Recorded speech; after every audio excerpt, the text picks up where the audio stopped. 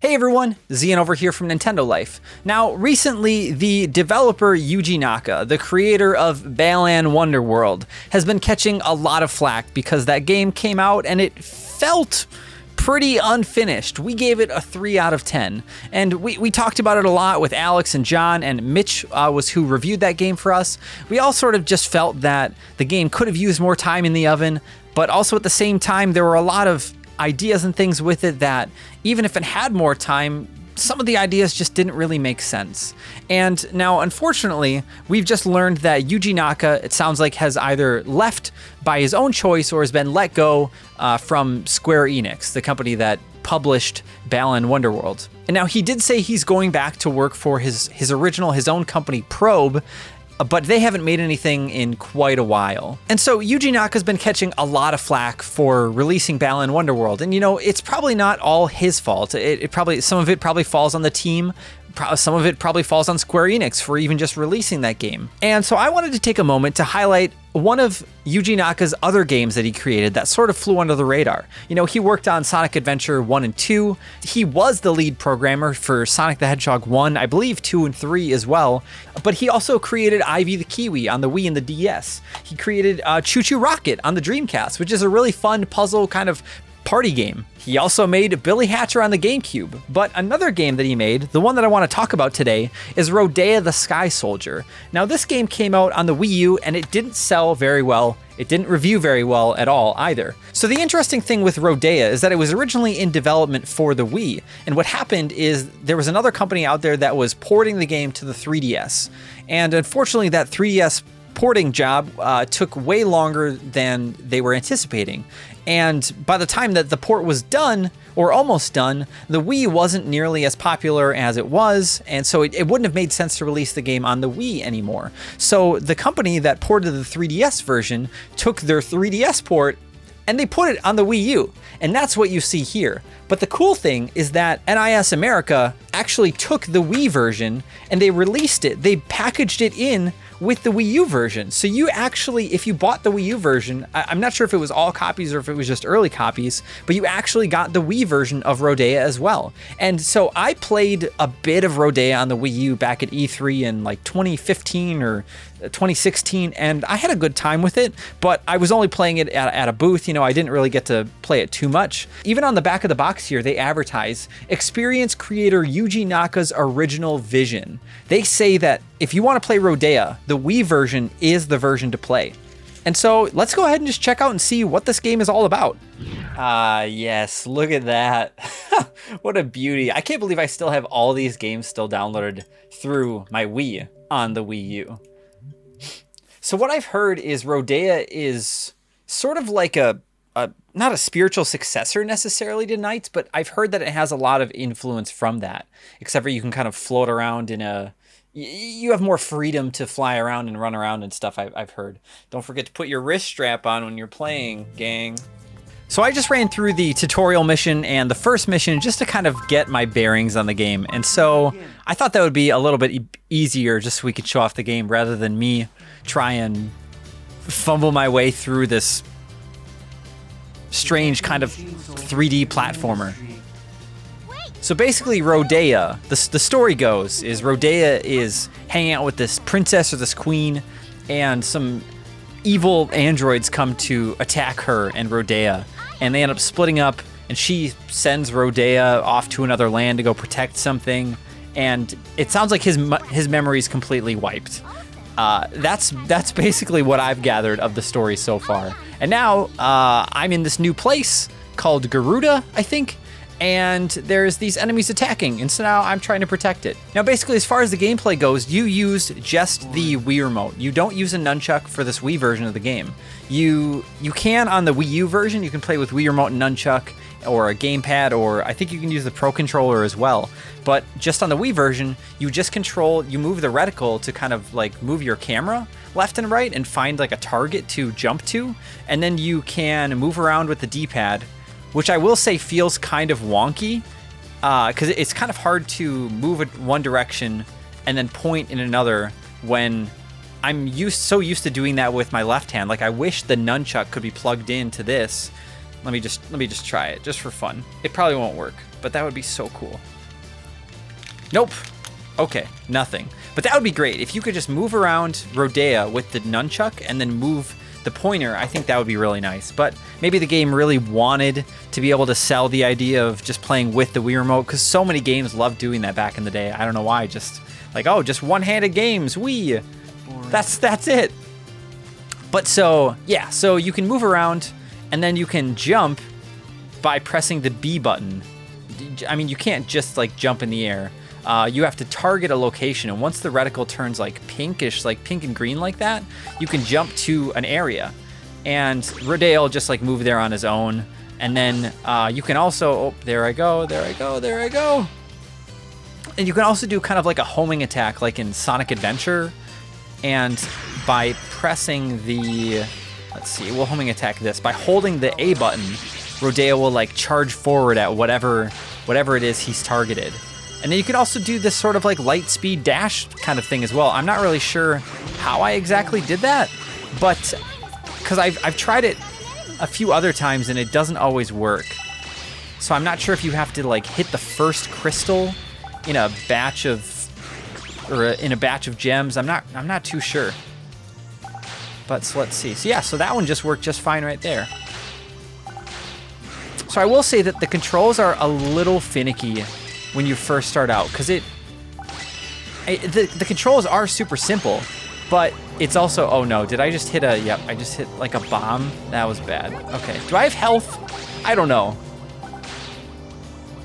Oh shoot, I lost my ability to attack because I don't have my green hair anymore.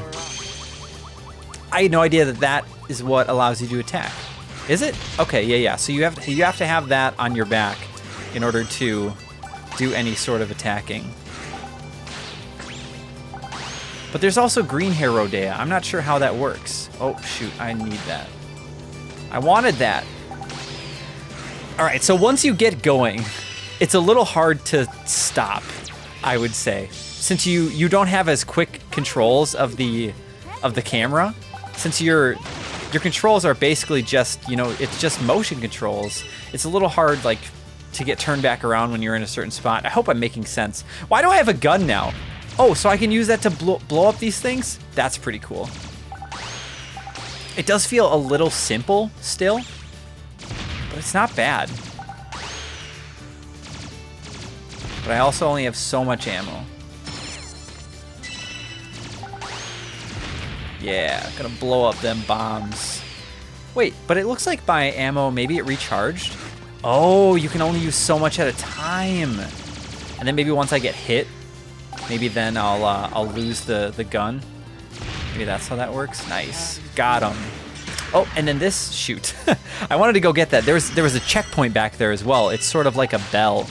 Once you hit that, you're just good to go. See, this game feels, so I've been playing Sonic Adventure lately. I just beat Sonic's portion of the game, and the sections where you have to do the homing attack like over and over again are so satisfying to me. I think it's just because it feels so, it's so rhythmic, and this game so far feels like it has a lot of inspiration in that regard. I'm hoping that there's going to be a lot of areas where you just have to fly around, and it feels very casual in ways, but you just have to sort of like target areas and jump around and fly, and because it feels good. This game feels like it shares a lot of similarities with Gravity Rush on PlayStation Vita and PS4, and that game is it's a lot of fun to move around. Oh, I can't get this because I already have a gun. Okay, yep. Cat never shot guns in Gravity Rush. And I know this is a Nintendo channel, not a PlayStation 1, but we can talk about Gravity Rush sometimes, right? Oh, shoot. I'm not sure if I have to hit that. Maybe I'm just supposed to go around it. Yeah, I'm just going to leave it behind for now. Now that I'm like thinking about this more and actually playing it too, it reminds me a bit of Mario Galaxy in the way that these kind of like teleport you to different sections of the level. Like you have all these little islands that are floating around like the worlds would be in Mario Galaxy. Can I get back over there? No, I can't. Shoot, there was like a door over there or something special that I was trying to get to. Am I supposed to just target myself towards those? Oh, right, okay. There must be like some air like pushing me this way. And I need to attack in order to get back in this direction. Yeah, the chain meter, that's really cool. That they know that you want to fly around a bunch and just hit stuff. What is this though? That's gonna send me back? Weird.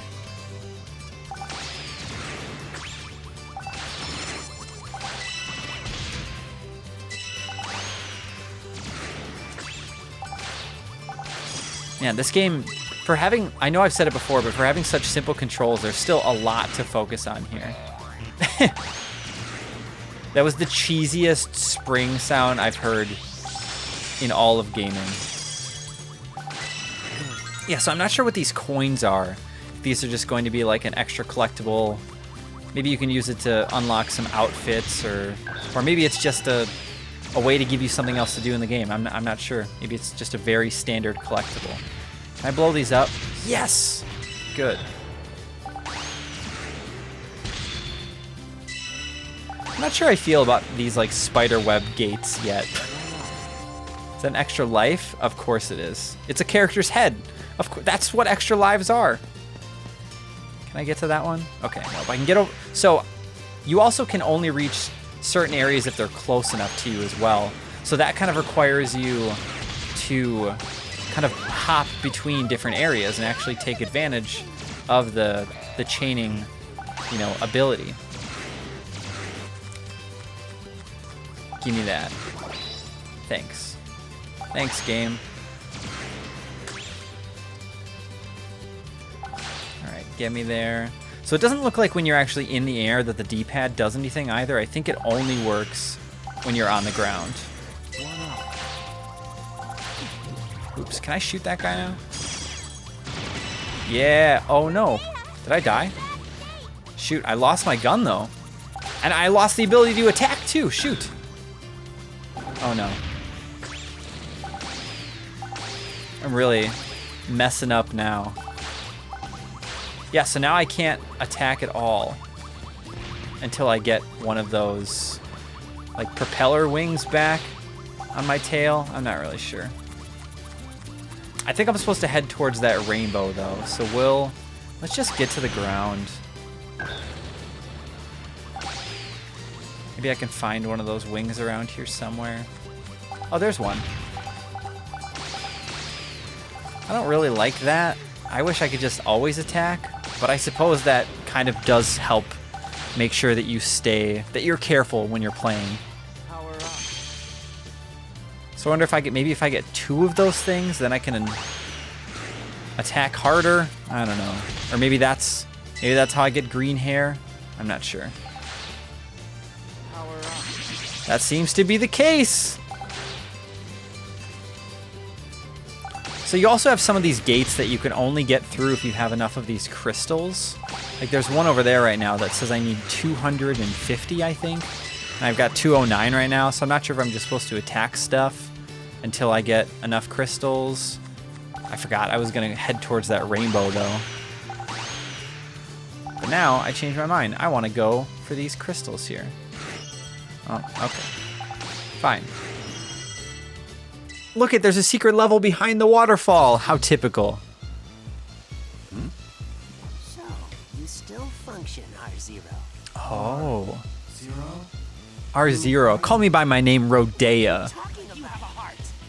I do have a heart. In the beginning intro cutscene, the game tells you, or Rodea talks about his heart. It was made by the princess, though. He's such a Mega Man-esque character. Oh, a boss? Cool. That was not cool, though. What do I do against him? Oh, cool, okay. So I just attack him when he's not glowing too hard. Oh, there's a lot to look at here. It does feel a little bit like I'm like fighting in Dragon Ball Z right now. Oh, so yeah, no, I don't want to. You don't want to attack him when he's like glowing green like that. That's bad. So right now, yeah, we're gonna stay away. Oh shoot.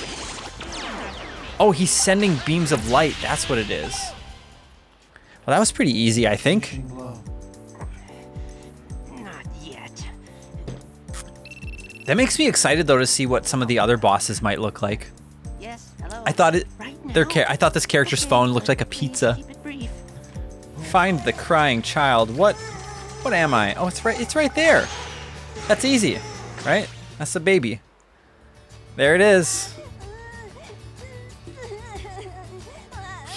It's like a mouse in a cave. Is it really in there? One thing I've heard about this version as well is that the visuals are like way more bright and colorful. It looks like the contrast dial was turned up in this version in comparison to the Wii U and the 3DS one, because those ports, I don't remember who developed those, but yeah, I've heard that they just kind of sucked the color out of a lot of those out of those two versions. So that's another nice thing to see too, is that this game is just so bright and full of life. A heart is what's inside you, Rodea. It's the princess! Rodea. Not actually, but that's what he sees her as. Is he about to get all of his memory back, or is he now just sort of human again? Okay, what am I doing now? Watch out, Thanks, Rodea. Oh, so I'm supposed to climb this place? Oh, this is trippy. Leave it to me.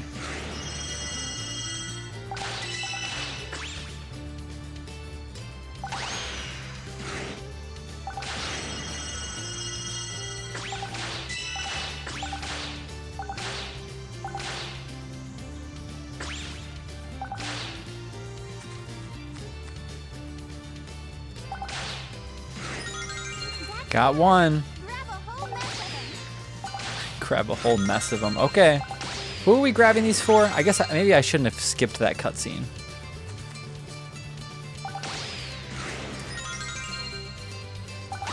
And 5. Got him. Done deal. So at first, when I first started playing this game, I was like, there's no way I'm gonna wrap my head around these controls. But now that I've played it for, I don't know, 20 minutes, a half an hour, whatever, it feels a lot better.